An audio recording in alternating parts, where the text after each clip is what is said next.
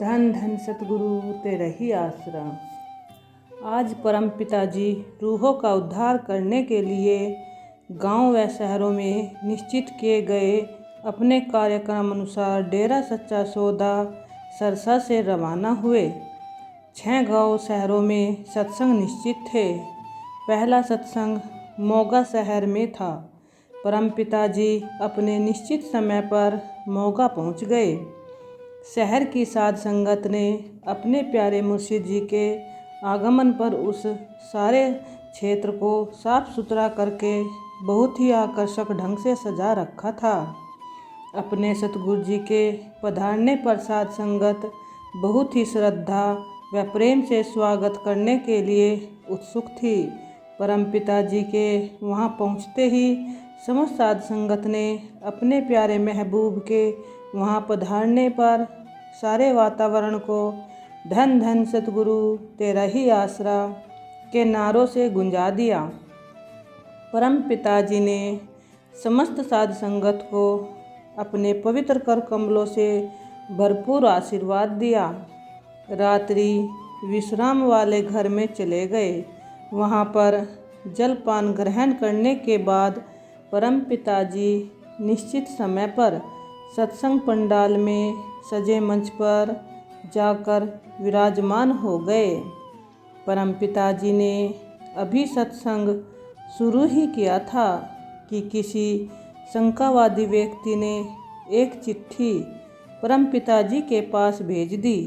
परम पिताजी ने वह चिट्ठी खोलकर पढ़ी तो उसमें उस शंकावादी ने यह प्रश्न किया था कि आपने दाढ़ी क्यों रख रखी है। परम पिताजी उसके उत्तर में फरमाने लगे, भाई हमने ये दाढ़ी कोई नकली तो लगाई नहीं, मालिक ने दी है, हमने रख ली है। हमने उस मालिक की रजा को उलट पुलट नहीं किया। संत महात्माओं को तो उस मालिक ने जैसा इंसानी रूप देकर भेजा है उसी दायरे में रहकर वे सभी धर्म जातियों से एक जैसा प्यार करते हैं। इसी कारण संतों के पास सभी धर्मों के लोग आकर उनकी शिक्षा को सुनते हुए उन्हें अपना लेते हैं। संतों का किसी से द्वेष भाव नहीं होता। परम पिताजी ने अपने वचनों द्वारा उस शंकावादी को संतुष्ट किया। अगले दिन का सत्संग गांव वडवाल में था। यहाँ पर भी नाम लेने वाले जीव कम ही थे। आगे का सत्संग गांव ओलीवाल में था। परम पिताजी ओलीवाल का सत्संग रद्द करना चाहते थे। पहले दोनों गांव का रुझान देखकर परम पिताजी ने ऐसा विचार बनाया, परंतु ओलीवाल गांव की संगत का बहुत प्रेम था। उन्होंने परम पिताजी के पवित्र चरण कमलों में आकर अरदास की कि पिताजी आप हम पर कृपा करें, हमारे गांव चलकर सत्संग फरमाए। उनकी सच्ची प्रार्थना को परम पिताजी ने स्वीकार कर लिया। उनको सत्संग करने का विश्वास दिलाया। वडवाल से परम पिताजी ओलीवाल गांव के सत्संग के लिए रवाना हो गए।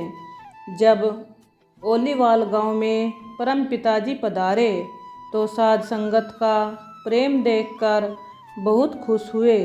गांव की आबादी लगभग 45-50 घरों की थी। कुल मालिक दया के सागर परम पिताजी ने जब सत्संग प्रारंभ किया तो साध संगत की श्रद्धा व विश्वास देखते ही बनता था।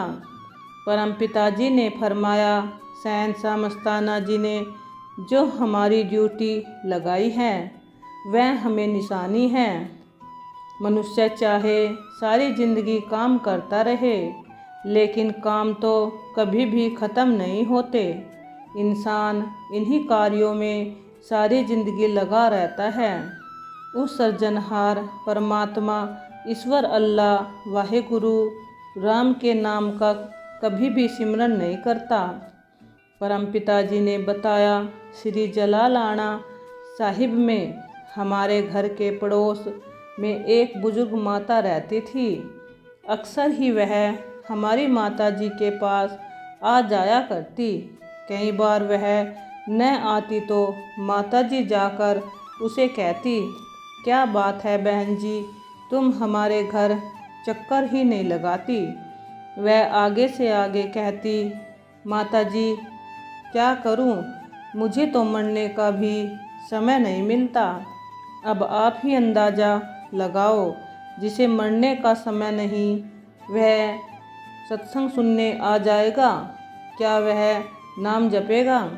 लेकिन जब इंसान का निश्चित समय पूरा हो जाता है तो काल फौरन आकर अपना फंदा जीव के गले में डाल देता है। उस समय इस इंसान के सभी काम धंधे खत्म हो जाते हैं। तब जीव सोचता है कि अच्छा होता अगर मैं नाम जप लेता, फिर पछताने से कुछ नहीं मिलता। इस इंसान की दशा उस गधे के जैसी है, जिसे आप जितना अपनी ओर खींचेंगे उतनी ही जोर से दूसरी ओर जाता है। परमपिता जी ने इस पर एक बात सुनाई कि एक आदमी गधे को कुएं के किनारे ले जाता, उसके कान पकड़कर अपनी तरफ खींचता। जब वह उसे अपनी तरफ खींचता तो गधा अपनी आदत के अनुसार पीछे को जाता। वह व्यक्ति कान छोड़ देता तो गधा कुएं में गिर जाता। उसकी ये आदत है। इस प्रकार उस आदमी ने अनेक गधे कुएं में गिरा दिए थे। उसी प्रकार हम भी इंसानों को बार बार समझाते हैं कि भाई तू अपने जीवन में नेकी कर, समय निकाल कर मालिक का नाम जप।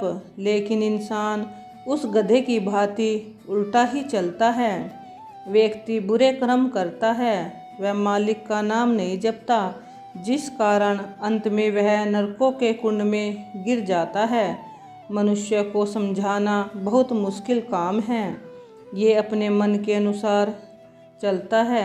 संत महात्माओं की बात को सुनकर उस पर अमल नहीं करता। परमपिता जी के ऐसे वचन सुनकर संगत बहुत प्रसन्न हुई। सत्संग का कार्यक्रम पूरा होने पर 400 नाम अभिलाषियों ने नाम शब्द की दात प्राप्त की। इसके बाद परमपिता जी रात के 12 बजे लुधियाना के लिए रवाना हो गए।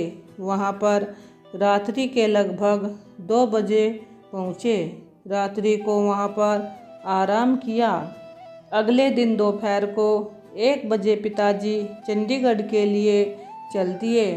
चंडीगढ़ में आप जी लगातार 2 दिन ठहरे। वहाँ मिस्त्री हरनेक सिंह जी के पास परम पिताजी वाली गाड़ी का कुछ काम करवाना था। इस बहाने परम पिताजी ने चंडीगढ़ में 35-40 व्यक्तियों को नामदान देकर उनका उद्धार किया। 14 तारीख को पिताजी वहां से चलकर पटियाला, सुनाम व मानसा होते हुए रात्रि को 9 बजे डेरा सच्चा सौदा सरसा दरबार में पहुंच गए। सत ब्रह्मचारी सेवादार गुफा में अपने ध्यान मगन होकर भजन गा रहे थे। परम पिताजी के आने का किसी को भी पता नहीं चला। जब परम पिताजी अंदर गुफा के हॉल में चले गए तब सभी ने धन धन सतगुरु तेरा ही आसरा के नारे लगाने शुरू कर दिए। अपने मुर्शिद के दर्शनों के बिना मुरझाए पौधे दर्शन रूपी पानी मिलते ही हरे भरे हो गए।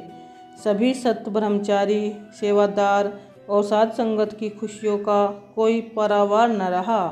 धन धन सतगुरु तेरा ही आसरा।